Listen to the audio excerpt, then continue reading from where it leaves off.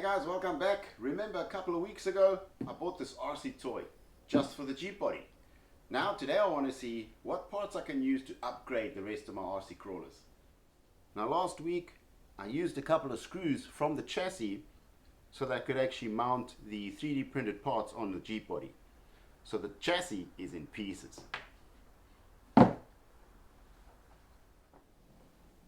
This car is in desperate need of some maintenance and some new parts. So I'm going to see which of the parts from the cheap toy I can actually install to make this car run again. I took a look at the Bull Head's chassis to find out exactly what parts are broken. So from the RC toy I'm going to be using the swing arms, the bolt of the swing arms and the shock absorbers. The nice thing about these shocks, they're offset at the top, where it's an easy fit to connect to the chassis, and the bottom is the standard connection where it connects to the axle. The next thing I'm going to do is I'm going to just take out all the old parts.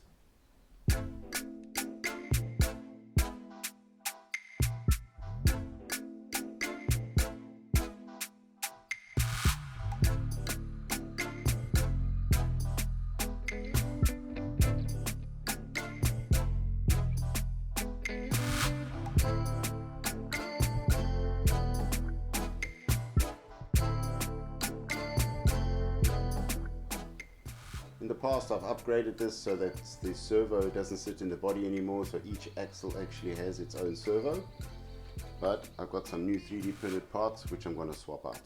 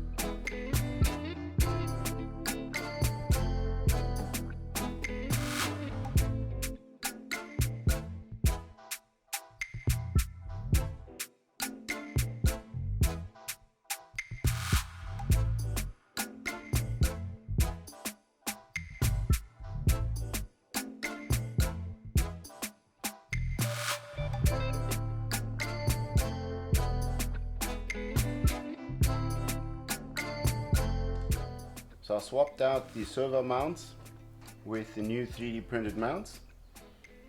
Then I've taken the shock absorbers out and replaced them with the ones from the toy. Now I'm going to put both of the axles back into the chassis.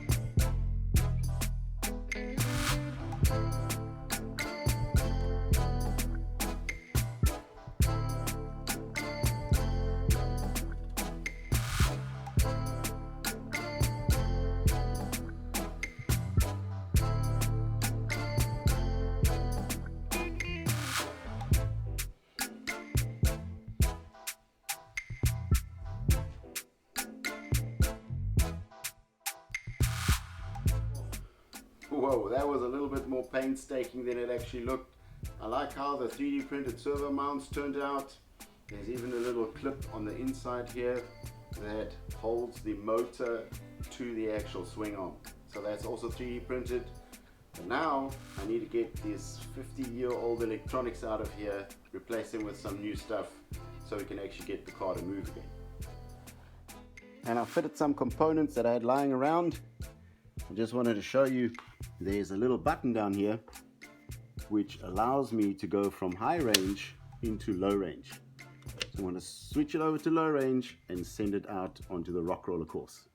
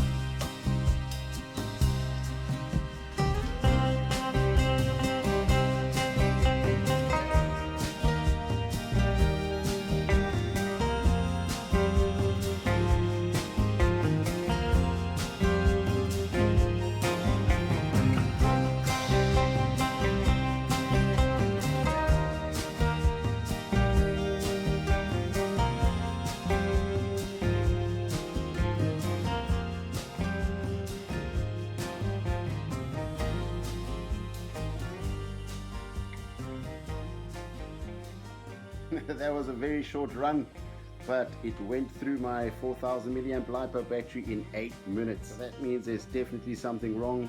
The motors are using far too much energy.